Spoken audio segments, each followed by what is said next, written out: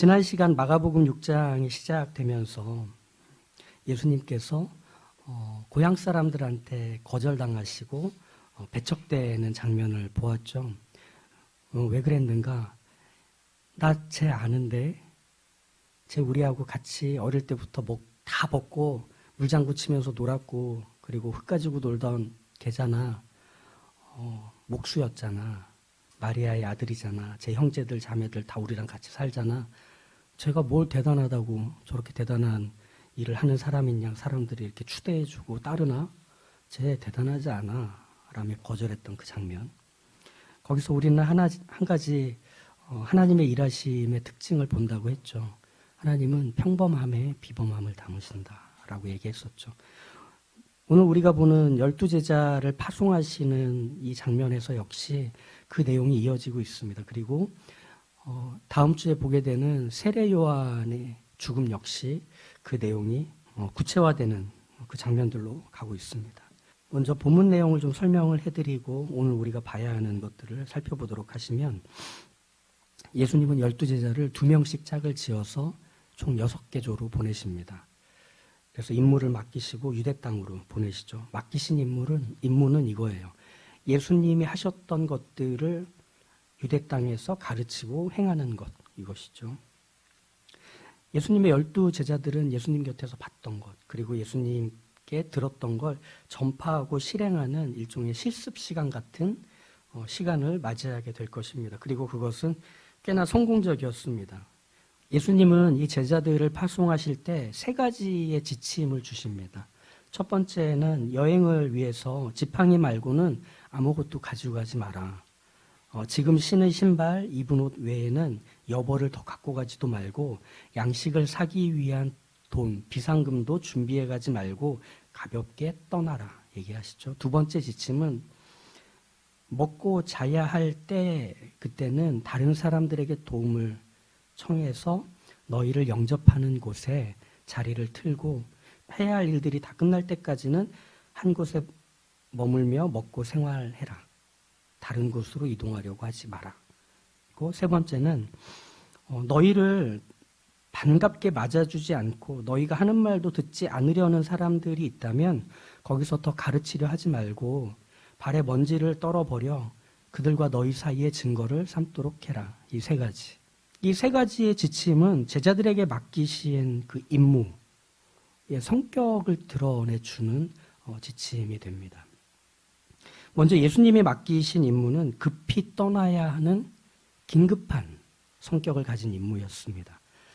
마치 이스라엘 민족이 애굽을 떠나기 전날 밤에 하나님께서 이렇게 모세를 통해서 알리라 하시죠.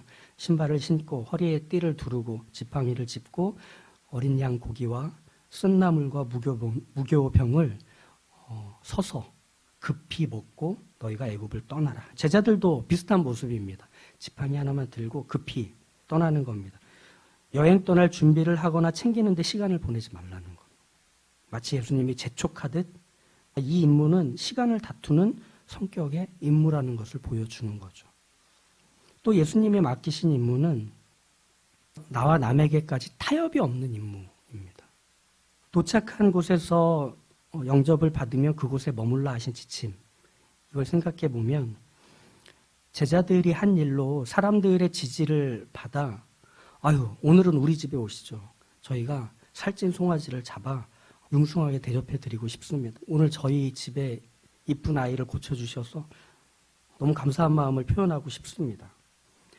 이런 식으로 머물렀던 집에서 옮겨가고 그렇게 환대를 받으며 숙소를 찾아다니다 보면 자연스럽게 사람들의 반응에 따라서 할 말과 일을 하지 않거나 하지 말아야 될 말과 일을 하는 경우들이 생길 수 있기 때문에, 그래서 그런 방식으로 사람의 반응에 따른 수위 조절을 하는 것을 경계하도록 말씀하신 겁니다.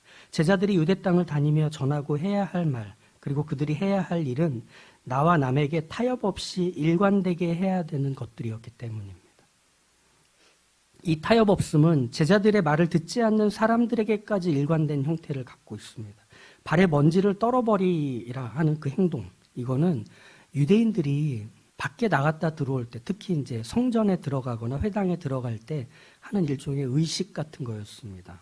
왜냐하면 혹시라도 이방인들이 밟은 흙이 자기 신발에 묻어 그 이방인들이 밟은 흙이 유대인들이 머무는 거룩한 곳에 들어갈까 염려하는 일종의 구별하는 의식적인 행동이죠. 그게 유대인들한테는 우리는 유대인이야 라고 하는 것을 보여주겠지만 사마리아인들이나 로마 사람들이나 다른 이방인들, 외국인들 입장에서는 몹시 불쾌한 모습이겠죠. 우리가 뭐 병균인가?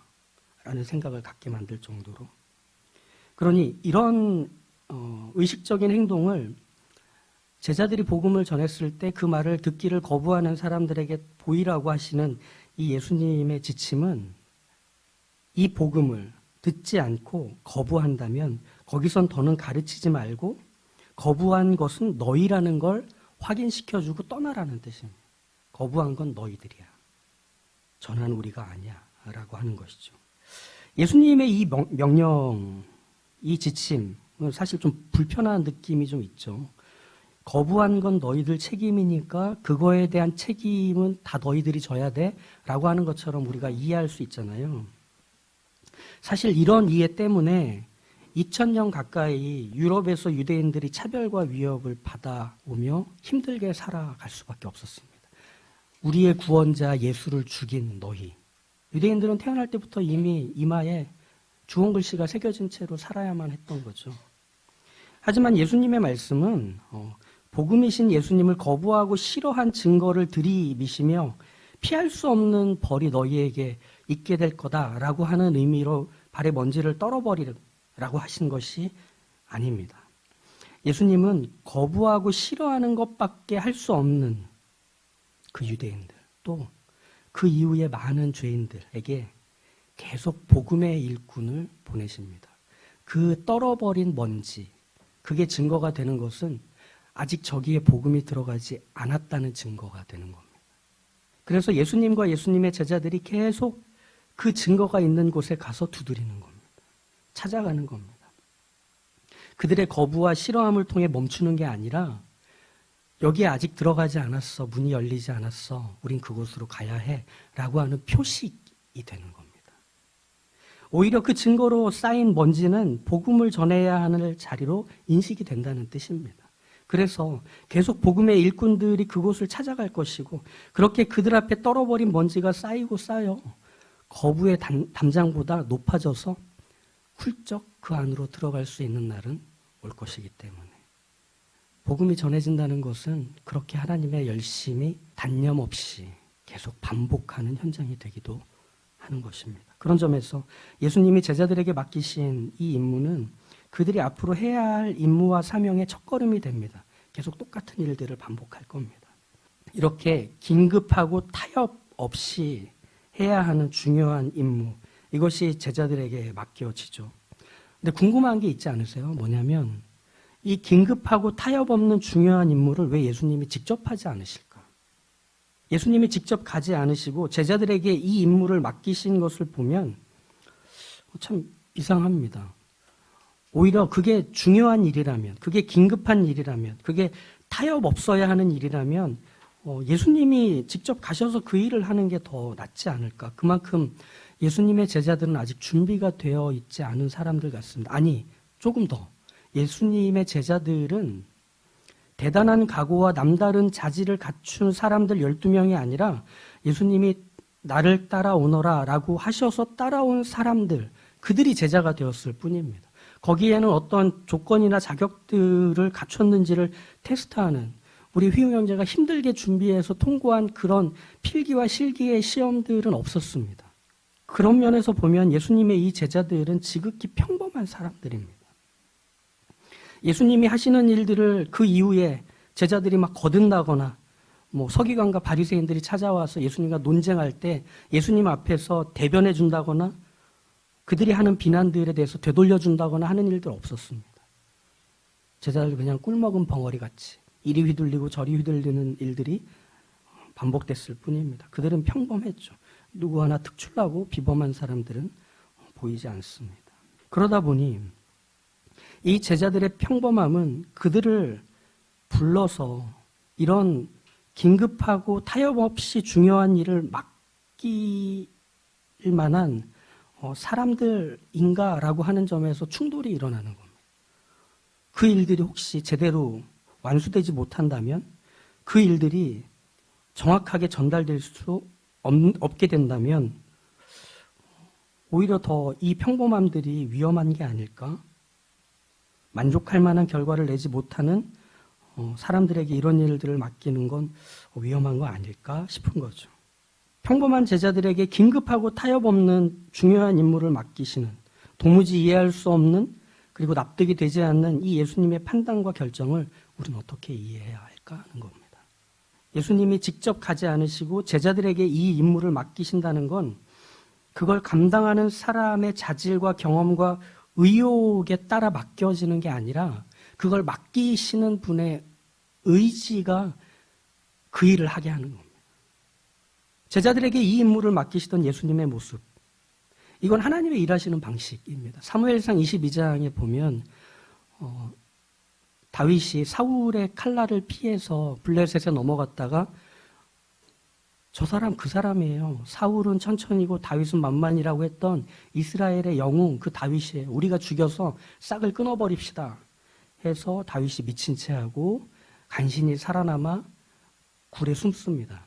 그래서 그 굴에 숨어서 어떻게 해야 되나, 왜 내 인생은 이런가 할 때 찾아왔던 400여 명의 사람들, 이제 그 사람들을 데리고 다윗은 사울 이후에 이스라엘의 왕으로서 자리를 잡고 이들과 함께 이스라엘이라는 왕국을 세워가게 됩니다. 그런데 그 굴에 찾아왔던 사람들의 면면이 어땠는지 아세요? 환난당한 모든 자와 빚진 모든 자와 마음이 원통한 자가 다 그에게로 모였고 그는 그들의 우두머리가 되었다. 딱 봐도 무능해서 실패한 인생들이 모였다는 겁니다. 마치 수채구멍에 머리카락 쌓이듯 그 굴에 그 사람들이 떠밀려 와서 모인 거죠.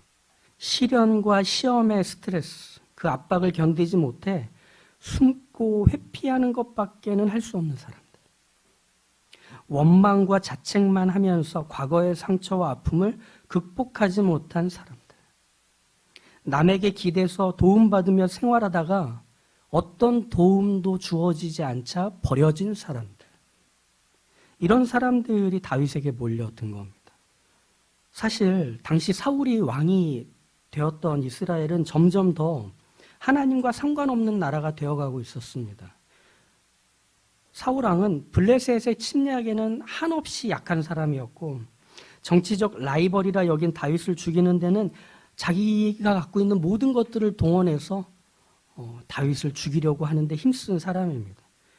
해야 할 일은 하지 않고 하지 말아도 되는 일에 최선을 다해갈수록 이스라엘은 더 망가지고 더 위험해지고 그 땅의 평화는 멀어져만 갔습니다. 이런 위기라면 하나님의 나라 이스라엘을 위해 하나님은 탁월한 사람들, 비범한 사람들을 다윗에게 보내서 이 사울 왕을 제압하고 다윗의 왕국을 새로 세워 올리는 것이 하나님이 하시는 일이어야 할 것 같습니다. 그런데 지금 다윗의 곁에 있는 사람들은 그래 보이지 않습니다. 바로 여기에 하나님의 의지가 담기는 겁니다. 예수님의 제자들은 평범한 사람, 그들 중에 하나를 택해서 예수님을 따라오게 했던 그 사람들입니다. 아무리 그들 중에 누가 고상한 인품을 또 삶의 방식을 가지고 있다고 해도, 인간을 사랑하는 애타는 박애정신을 품고 있다고 해도, 하나님을 깊이 사랑하고 하나님의 나라와 예수님을 위해 모든 걸 할 수 있다는 준비를 마친 사람들이라 해도 그가 제자라면 그는 평범한 사람일 뿐입니다. 많은 사람들에게 영향력을 발휘하고 병을 고쳐주고 귀신을 쫓아내고 물고기 2마리와 보리떡 5개로 5,000명이나 되는 사람들을 먹여 살린다 해도 그가 제자라면 평범한 사람일 뿐입니다. 사람이 도저히 할 수 없는 위대하고 특별하고 남다른 일들을 다 해낸다고 해도, 자기 인생을 거기에 불태운다고 해도 그가 제자라면 그는 평범한 사람일 뿐이라는 얘기입니다. 제자는 평범합니다. 그런데 그가 가지고 있는 그 계획과 의지와 각오가 위대하고 특별하게 되는 것은 부르신 분이 특별하기 때문입니다. 그 특별함이 그 평범함에 담기는 것이죠. 성전 미문에서 선천적 하반신 불구가 된 그 거지가 한 푼 줍쇼, 한 푼 줍쇼 하면서 빌고 있을 때 베드로와 요한이 그 길을 지나가다가 그 사람을 보고 은과 금은 내게 없거니와 내가 있는 것으로 너에게 주노니 곧 나사렛 예수 그리스도의 이름으로 일어나 걸으라 하자 그 자리에서 즉시 일어납니다. 그리고 나서 예수 그리스도의 죽으심과 부활을 얘기합니다. 이때 예루살렘의 종교 지도자들은 이렇게 베드로와 요한에게 질문하죠. 너희가 무슨 권세와 누구의 이름으로 이런 일을 하는가? 이미 이들은 답을 알고 있습니다. 그리고 베드로와 요한이 그 답을 해주기를 바라고 있습니다. 왜냐하면 이런 모든 일들을 이루시는 분은 하나님이시라는 걸 유대인들은 모두 다 알고 있습니다. 그런데 여기서 하나님이 아닌 다른 이름을 입으로 내놓기라도 한다면 신명기 13장에 나오는 누구든지 다른 이름을 따르는 자들은 반드시 죽일지니라는 율법에 따라서 이 베드로와 요한을 죽일 수 있기 때문에 함정을 걸어놓은 질문을 한 것입니다. 그런데 베드로는 그들이 한 일, 그것은 그저 사람들을 유혹하는 기적과 마술이 아니라 평생을 하반신 불구로 살아와서 걸어본 적이 없는, 그래서 남에게 구걸해 살아야 하는 이 사람에게서 일어난 좋은 일이었다는 것을 주목하게 합니다. 이것만큼 이 인생에 도움이 되고 선한 일이 있을까? 이렇게 묻는 거죠. 그럼 그 사람에게 그 좋은 일을 한 기적의 주체는 그 병 나은 사람을 위한 존재라는 걸 인정할 수밖에 없는 것 아니겠는가? 이렇게 얘기합니다. 참 탁월한 대답이죠. 우리는 어떤 하나님을 전하고 있다고 생각하는가? 바로 그 선하신 하나님 아니겠는가? 예수 그리스도의 이름은 바로 그 선하신 하나님을 드러내는 그것이다. 예수 그리스도의 이름은 그렇다면 이 사람에게나 우리 모두에게 좋은 이름일까 나쁜 이름일까? 이렇게 대답을 하자 종교 지도자들은 학문도 없는 이 평범한 사람들에게서 어떻게 이런 대답이 나오는가 놀라합니다. 맞습니다.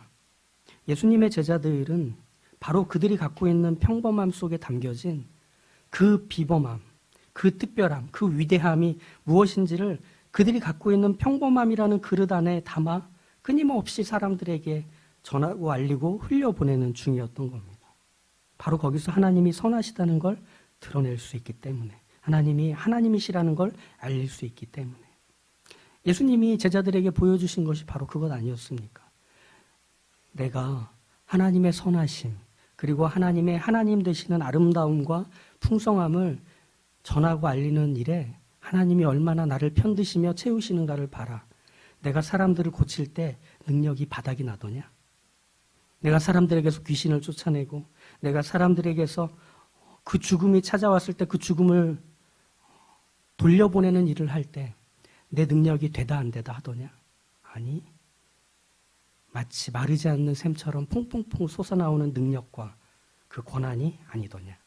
하나님은 하나님이 누구신지를 드러내는 바로 그 사람에게 하나님의 특별함과 비범함과 선함을 멈춤없이 채우시는 분이시다. 그걸 예수님이 보이고 계시는 겁니다. 그 하나님의 위대함과 특별함과 선하심과 사랑이 무엇인지는 평범한 나를 통해서 드러난답니다. 끊임없이 내가 그 선함을 드러내고 드러낼수록 또 채워지고 채워지고 멈춤없이 가득 차오른다고 합니다. 사실 우리 자신을 생각해 볼까요? 저만 봐도 그렇게 대단한 사람 같지 않습니다. 평범한 삶을 살아가고 있고 특별한 게 별로 일어나지 않는 삶입니다. 제 감기 하나 제가 못 고치는데요. 하지만 이 평범하고 대단할 것 없는 나란 사람의 삶 속에서 그런 경험들을 하잖아요. 꺾이지 않는 이상한 의지가 내 안에 있어서 그걸 이어가고 싶은 마음. 때로는 굽히고, 때로는 꺾일 때도 있고, 때로는 타협하고 도망가고 싶을 때도 있지만 그게 언제나 그렇지는 않다는 것. 또 다시 돌아오고 싶어 한다는 것. 힘들어하고 죽을 만큼 괴로울 때도 있지만 그렇다고 다 망하고 무너지지는 않는다는 걸 내가 아는 이상한 안심. 이런 것들이 우리 안에 있어요. 이 두 가지가 같이 있어요. 너무 신기한 일을 우리가 확인합니다. 그건 내 안에 있는 날 지지하고 붙드는 비범한 큰 힘이 있기 때문입니다. 내가 여전히 평범하고 대단할 것 없는 나일지라도 그런 내가 이상한 결정을 하고 이상한 의지를 보이고 이상하게 다시 돌아와서 그걸 계속해내는 것들을 보면 그건 내가 하는 게 아닌 겁니다. 오히려 내 평범함이 내 비범함을 확인시켜 줍니다. 내 안에 있는 그 특별함을 보이게 합니다. 나도 인정하게 만듭니다. 그래서 바울은 고린도후서 4장에서 이렇게 얘기하지 않습니까? 우리가 이 보배를 질그릇에 가졌으니 이는 심히 큰 능력은 하나님께 있고 우리에게 있지 아니함을 알게 하려 함이라. 우리가 사방으로 우겨쌈을 당하여도 쌓이지 아니하며 답답한 일을 당하여도 낙심하지 아니하며 박해를 받아도 버림받지 아니하며 거꾸로 트림을 당하여도 망하지 아니하고 우리가 항상 예수의 죽음을 몸에 짊어짐은 예수의 생명이 또한 우리 몸에 나타나게 하려 함이라. 하나님은 보배를 담을 질그릇을 필요로 하십니다. 그 깨지기 쉬운 질그릇, 일상생활에서 사용하는 그 질그릇에 귀한 보물들이 담겨진다. 그 질그릇은 사실 단단함도, 안정성도, 아름다움도 없습니다. 평범합니다. 그런데 보물의 주인이 자기가 가진 질그릇에 자기의 보물을 담기로 합니다. 그래서 어떻게 되죠? 그 질그릇은 보물의 주인에게나 다른 사람들 모두에게 보물함이 됩니다. 보물이 담긴 질그릇이기 때문이죠.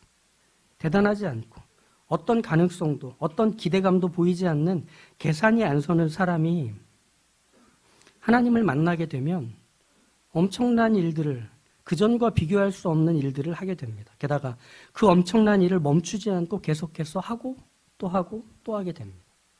심지어 그 사람에게 있던 예전의 그 강점과 약점 모두가 그 엄청나고 위대한 일들을 하는데 쓸모 있는 것들이 되고 중요한 것들이 됩니다. 평범하다는 건 무능하다는 뜻이 아닙니다. 평범하다는 건 무기력하다는 뜻도 아닙니다. 세상을 살며 우리는 이 싸움을 멈추지를 못합니다. 특별해지고 싶어 합니다. 남과 다르게 대우받고 평판을 갖고 싶어 합니다. 남보다 더 나아지고 싶습니다. 하지만 얼마나 준비하면 평범함이 사라질까요? 어떤 평가와 얼만큼의 지지가 있어야 평범함이라는 게 내게서 바뀔까요? 우리는 그렇게 대단할 것 없습니다. 특별해지려고 해도 평범함이란 범주 밖으로 나갈 수가 없는 우리네 모습입니다. 하지만 그리스도인으로서의 우리의 이 평범함은 무능함이 아닙니다. 우리의 평범함은 무기력도 아닙니다. 왜? 우리라는 이 평범하고 깨지기 쉬운 질그릇의 보물을 가졌기 때문입니다. 그분의 큰 힘이 우리 안을 채우고 있기 때문입니다. 그분의 선하심과 그분 되시는 아름다움과 지혜와 능력이 우리를 채우고 있기 때문입니다. 아무것도 이것을 빼앗아가지 못합니다. 그래서 우리는 하나님의 보물함이 되어 그분의 부요함과 풍요로움이 나를 통해 오롯이 드러나는 인생이 되게 하십니다. 그러니 나를 보며 실망하지 마시고 나를 채우시는 그 하나님을 보며 소망을 품으십시오. 내 안에 멈춤 없이 채워지는 그 하나님의 선하심과 그분의 능력과 그분의 지혜를 기대하며 우리는 오늘도 하나님을 드러내기 위해서 빛이 되며 소금이 되며 살아갈 수 있게 되는 것입니다. 우리 그럴 수 있습니다. 우리는 못합니다. 그런데 우리만 합니다.